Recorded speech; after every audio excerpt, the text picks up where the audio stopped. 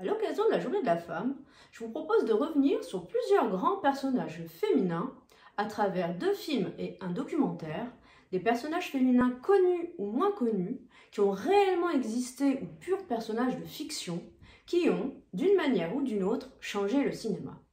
Je reviendrai ainsi sur un des monuments du cinéma populaire et un grand classique de la science-fiction, devenu une saga, Alien le 8e passager, 40 ans avant Wonder Woman, est le premier film qui met en scène un personnage féminin fort en la personne de Ellen Ripley, qui n'a rien à envier aux hommes.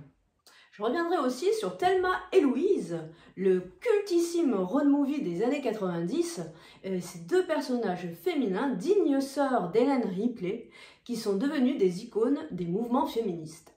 Vous ne la connaissez pas, et pourtant, Alice Guy Blaché est la première femme réalisatrice.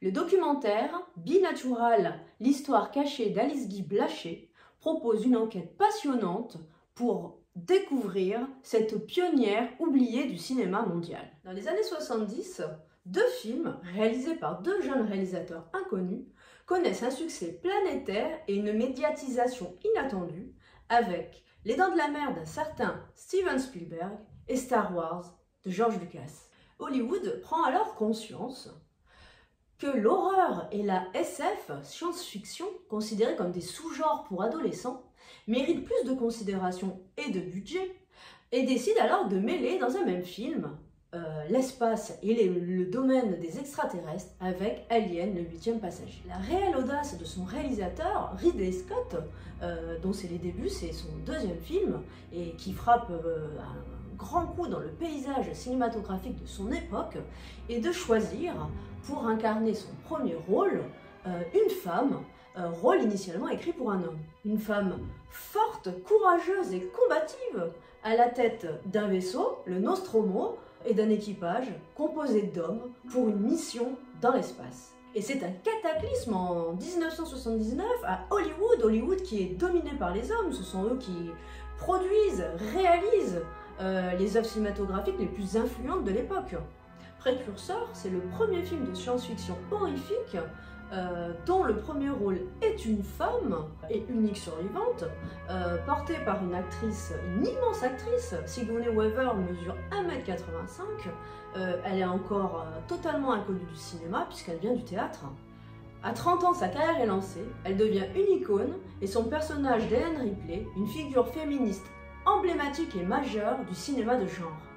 Sa représentation et la mise en scène s'amusent à mettre en déroute le spectateur dans la lignée du cinéma d'Hitchcock, grand manipulateur de spectateurs, en particulier dans son film Psychose. Alors une référence à Psychose, plus pertinente qu'on ne pourrait le croire, puisque Ridley Scott lui-même dit d'Alien que c'est le meurtre sous la douche de Psychose multiplié par 100. Comme Hitchcock, Ridley Scott souhaite mettre en déroute son spectateur, en faisant disparaître en cours de film celui que l'on pensait être le protagoniste principal, un peu comme Marion Crane dans Psychose qui disparaît à un tiers du film. Ici, il s'agit du capitaine Dallas, incarné par Tom Skerritt, qui est à l'époque l'acteur le plus connu au casting et qui est d'ailleurs crédité le premier au générique du film. En plus de cette corrélation de tuer la star, la mise en scène de Ridley Scott pousse la perversité du maître beaucoup plus loin. Ce n'est pas seulement le public, ce sont aussi les autres membres du Nostromo qui assistent impuissants à l'embuscade et à la disparition de leurs compagnons. Le succès commercial du film, d'un budget de 11 millions de dollars et qui en rapportera 108 au box-office, entraînera 3 suites qui composeront une saga dont la plus grande réussite est son personnage féminin, à travers lequel on peut suivre l'évolution du féminisme vu par Hollywood. Des suites qui mettront constamment Ripley aux prises avec des communautés d'hommes, face auxquelles elle devra dissimuler ses attributs féminins, en atteste son évolution capillaire. Si dans le 8e passager elle a les cheveux longs, dans Alien le retour de James Cameron réalisé en 86, elle gagne en assurance face à un monde militaire et se coupe les cheveux à la nuque comme pour partir en guerre. Dans Alien 3 de David Fincher réalisé en 92, elle débarque dans une prison de haute sécurité où vivent des criminels plus ou moins repentis. Elle doit se tondre les cheveux pour des raisons sanitaires et sociales. Thelma et Louise reste dans l'inconscient collectif un film révolutionnaire qui a marqué son époque, les années 90. Alors, impossible de parler de l'empowerment des femmes sans parler de ce film unique en son genre qui deviendra symbole du girl power et qui marquera clairement une rupture avec les productions hollywoodiennes classiques. Pour la première fois, un genre exclusivement masculin, le road movie, met en scène un duo révolutionnaire, deux femmes en cavale, hors la loi, en quête de liberté et prêtes à prendre le contrôle de leur propre destinée.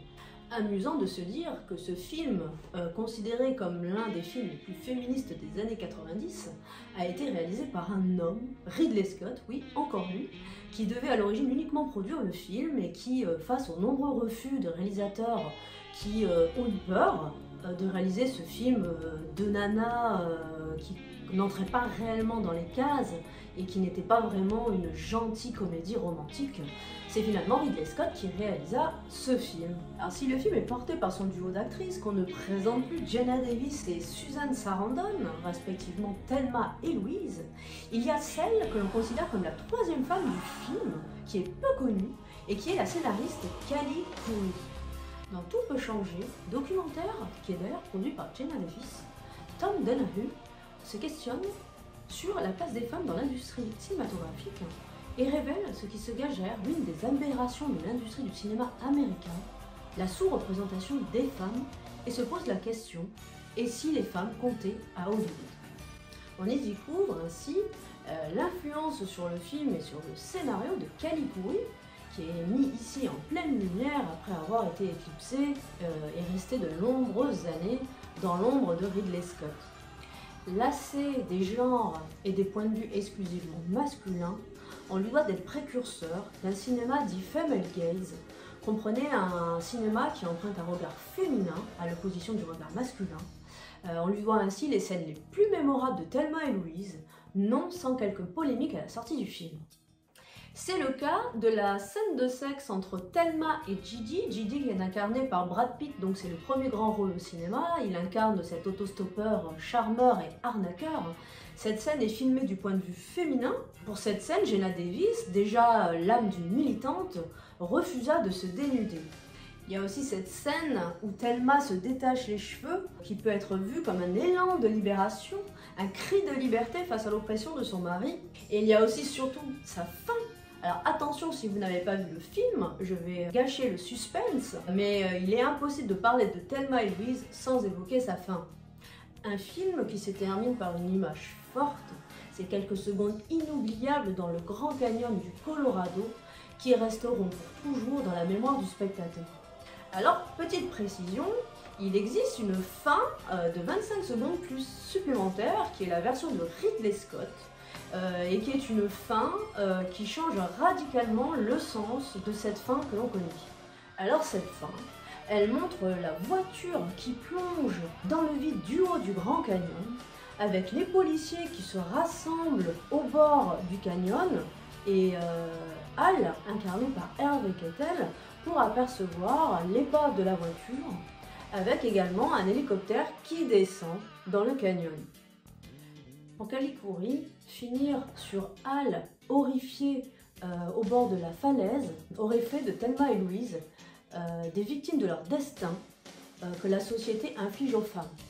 Callie Khouri réfute l'idée selon laquelle leur seule solution est le suicide.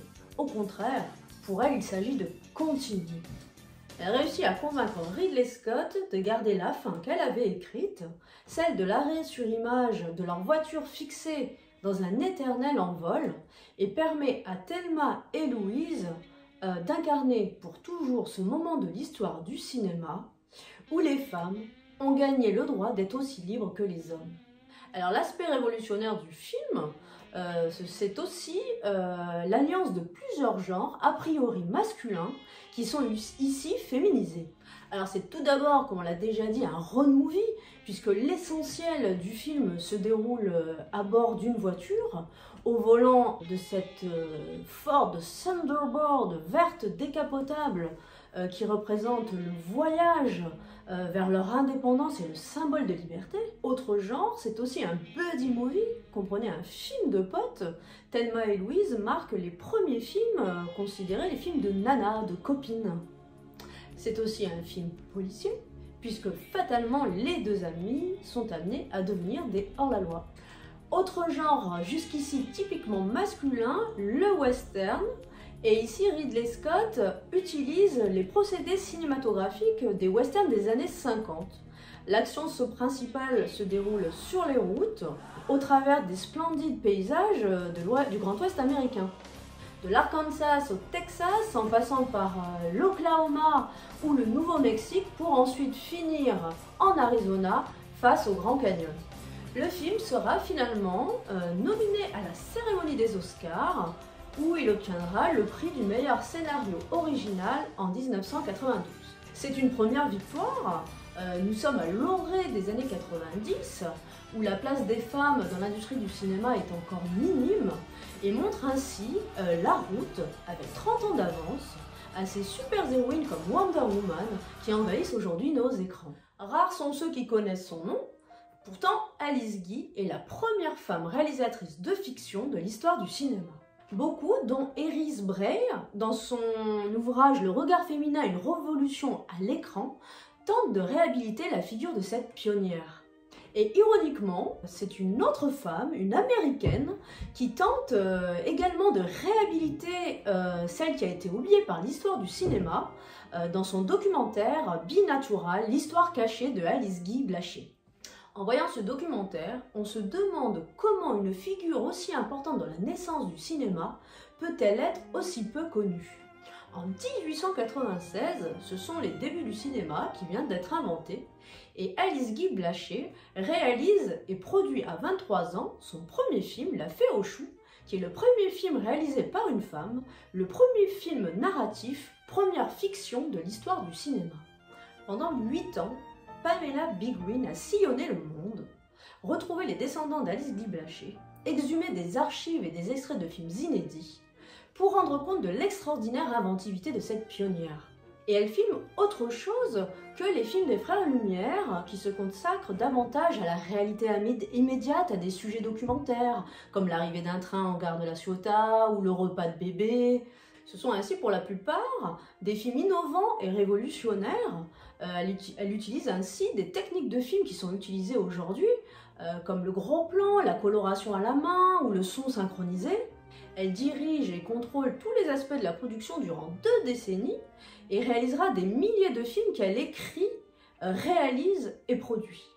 Alice Guy, après une carrière en France, poursuit sa carrière aux États-Unis jusqu'en 1920, où elle créera sa société de production Solax Film. Les héritières de Alice Guy sont aujourd'hui nombreuses, mais elles n'ont malheureusement pas la même mise en lumière que celle de leurs homologues masculins. Elle continue pourtant à écrire l'histoire du 7e art, comme Lotte Renninger, la pionnière du film d'animation en Allemagne, avec les aventures du prince Ahmed en 1926, mais aussi Agnès Varda qui, avec Cléo de 5 à 7, préfigure la nouvelle vague en 1962.